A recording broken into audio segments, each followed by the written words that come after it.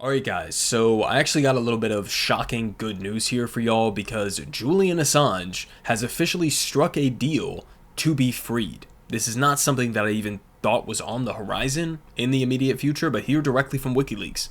They say Julian Assange is free. He left Belmarsh Maximum Security Prison on the morning of the 24th of June after having spent 1,901 days there, which is obviously 1,901 days too many. They say he was granted bail by the High Court in London and was released at Stansted Airport during the afternoon, where he then boarded a plane and departed from the United Kingdom. They continue, they say this is the result of a global campaign that spanned grassroots organizers, press freedom campaigners, legislatures, and leaders from across the political spectrum, all the way to the United Nations. This created the space for a long period of negotiations with the U.S. Department of Justice, leading to a deal that has not yet been formally finalized, and they say they're going to provide more information as soon as possible. But after more than 5 years in a 2x3 meter cell, isolated 23 hours per day, he will soon reunite with his wife, Stella Assange, and their children, who have only known their father from behind bars.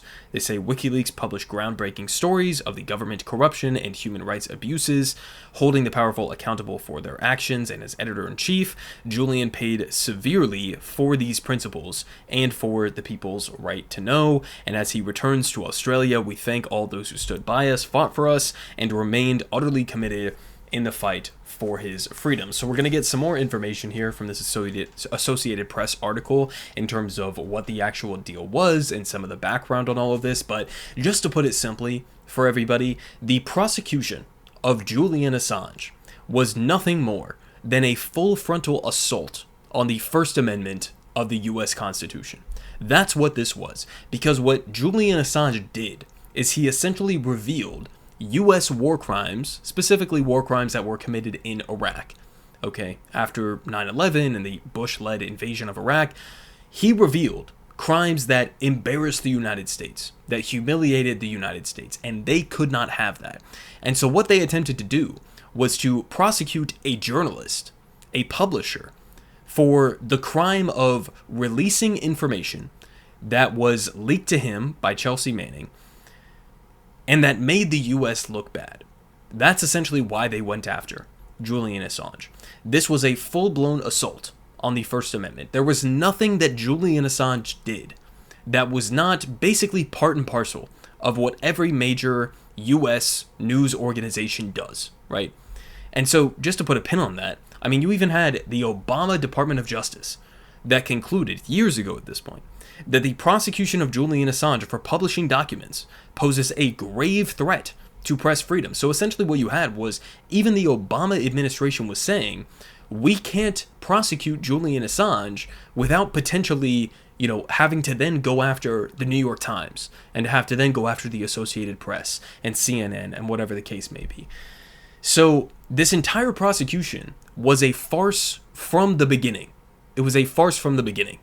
And yet, it was mainly initiated under the Trump administration and was then partially continued under the Biden administration.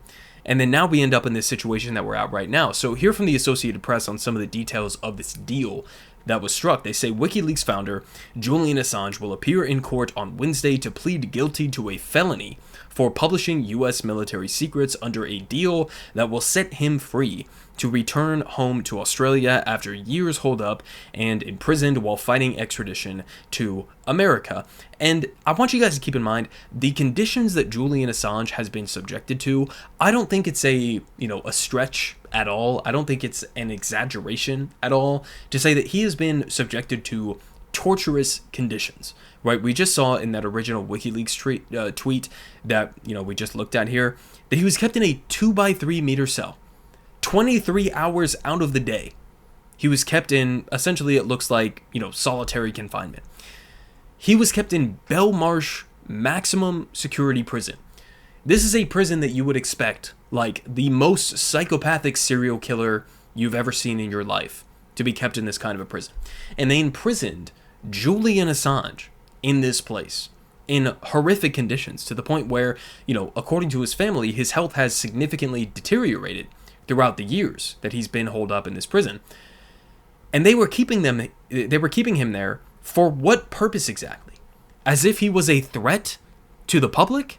The only threat that he was to the reputation of the US military, the US government, by exposing some of the crimes that they committed in some of our illegal wars overseas. But they continue here. They say, the hearing, which will take place in the Northern Mariana Islands, a U.S. Commonwealth in the Pacific, is a stunning culmination of the U.S. government's years-long pursuit of the publisher who has been painted both as a hero and as a reckless criminal for exposing hundreds of thousands of sensitive military documents. And so some reminder here in terms of how this played out under Trump. They say the guilty plea resolves a criminal case that was brought by Republican President Donald Trump and his administration over the receipt and publication of war logs and diplomatic cables that detailed U.S. military action in Iraq and Afghanistan. Again, this is something that's very common. It is very common for standard, again, mainstream New York Times, Washington Post journalists. They get leaks all the time from people in the U.S. military, from people in the U.S. government, right? It is their job, it is their responsibility to publish this information when they get access to it, because it's actually in the best interest of the American people to understand what exactly our government is doing, what exactly our military is doing with our tax dollars and in our name. We have a right to have access to this kind of information. But the fact that he exposed some information that made the U.S. military and government look bad, that was enough for them to launch this full frontal assault against him. They say prosecutors allege that Assange conspired with former Army intelligence analyst Chelsea Manning to obtain the records and publish them without regard to American national security, including by releasing the names of human resources who provided information to the U.S. forces. And I don't know if you guys can see it in this, this small window that I'm in here, but I do have Chelsea Manning's book on my my little shelf behind me here, and I highly recommend you guys go and read Chelsea Manning's book detailing this entire situation here. It's a great read there, but they continue. They say former Vice President Mike Pence called the new arrangement, quote, a miscarriage of justice, writing on Twitter that Assange, quote, endangered the lives of our troops in a time of war and should have been prosecuted to the fullest extent of the law. Because, of course, this is something that a guy like Mike Pence would try to argue. Now, keep in mind, we've seen analysis that has been done to try to determine whether or not the leaks that Julian Assange published actually jeopardized the lives of American service members. It turns out it really didn't. It did not. In fact, I don't think there is a single documented, verifiable example of anybody, any American, who has been killed as a result of Julian Assange leaking these documents. This was always a bullshit argument, but of course it's the exact kind of argument that somebody like Mike Pence from the Trump administration would use. They say Assange's activities drew an outpouring of support from press freedom advocates who heralded his role in bringing to light military conduct that might have otherwise been concealed from view, and among the files published by WikiLeaks was a video of a 2007 Apache helicopter attack by American forces in Baghdad, Iraq, that killed 11 people, including 2 Reuters journalists. So again, what he did was he exposed U.S. war crimes. And so the U.S. government was not happy about that, especially under the Trump administration. They decided to go after him. He ended up spending years and years and years holed up in the Ecuadorian embassy and then in Belmarsh prison, where he was awaiting potential extradition to the United States of America. And then we end up with this result. Now, how much of this should we praise Joe Biden for? I don't know if we should praise him for basically any of this. In fact, I think maybe the only explanation for why this is actually happening at this kind of a moment could possibly be because Julian Assange was coming up in the next couple of weeks towards a very serious appeal that was going to happen in the United Kingdom. And I really don't think that during an election year, and this is something I heard from Julian Assange's brother, Gabriel Shipton, when he was on Breaking Points earlier today, I really don't think that the U.S. government wanted to pick a fight on this in the middle of an election campaign. Right? They did not want to have Julian Assange brought to the United States, to Virginia, in order to go and basically try to prosecute somebody in ways that I think are egregiously in violation of the First Amendment of the United States of America and our Constitution. And so I really think this was sort of like good timing, I guess you could say, in a sense, that this ended up happening. But just a little bit more here real quick on the Trump administration and their, assault against Julian Assange and the First Amendment. This is from 2 years ago. Here from The Guardian. CIA officials under the Trump administration discussed assassinating Julian Assange. They came up with an entire plan here. Mike Pompeo and his fellow officials under the Trump administration, where they were plotting some sort of a way that they could assassinate him. It looks like in London, when I guess he was in the Ecuadorian embassy, they were trying to figure out a way to kill this man, to kill him, in order to solve the problem, I guess. So, again, any Trump supporters out there who seem to be under the impression that Trump is a warrior for free speech or something like that, maybe look at this example and think again, I guess you could say. Now, I'll finish off with this. Here from Stella Assange, the wife of Julian Assange. She posted this just earlier today, and I'll link this down below if you guys want to go help out in any way.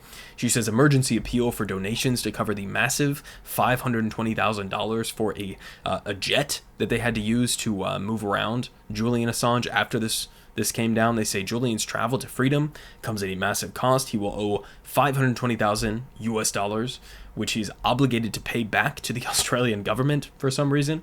And he was not permitted to fly commercial airlines or routes to Saipan and onward to Australia. Any contribution, big or small, is much appreciated. So I'll link this down below if you guys want to go pitch in to this fundraiser here. It looks like they're at about 128,000 out of 520,000. So again, that'll be down in the description. But listen, guys, it's not often that on this channel I bring to you, fully good news all around. Now, the one thing that I'll say about this before I finish off this video is that he had to plead guilty in this sort of deal that he constructed. Now, obviously, you look at Julian Assange, you look at the health struggles that he's been through, you look at the amount of time that he has been subjected to absolutely horrific conditions.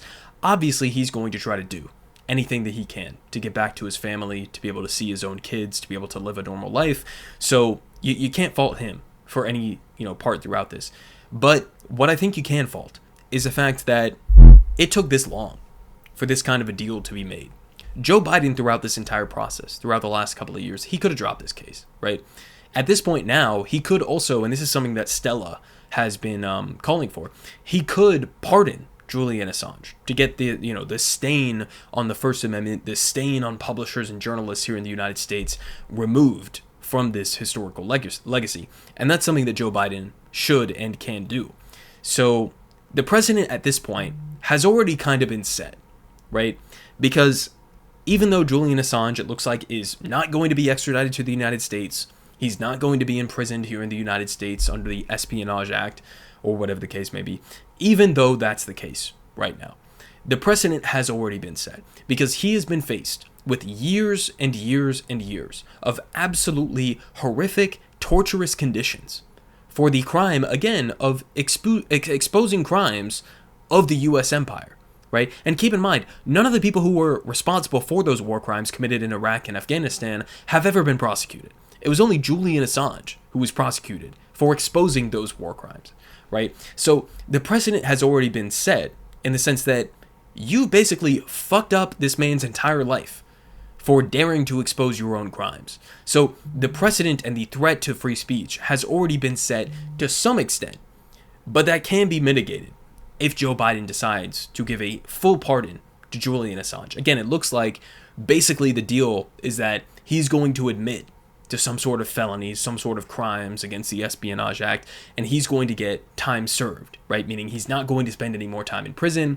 They're going to accept the time that he has spent in Belmarsh as sort of his punishment, I guess, and he's going to be able to move forward. But the threat to the First Amendment still exists. Right? None of this should have ever happened. It never should have happened to begin with. And so I'm glad that Julian is free. I'm glad that he gets to go and he gets to see his wife. He gets to see his children. Obviously, that's an amazing thing. We've had, his brother, Gabriel Shipton. He's been on Breaking Points numerous different times. I've met him personally multiple different times. And it's just a shame that any of this had to happen in the first place. None of this should have happened in the first place, right? And so it's good news, and at the same time, there are still extra steps that need to be followed through on. There are still things that the Joe Biden administration can do in order to try to right this egregious wrong. Politic guy has the best politic. Believe me, no one does it like him.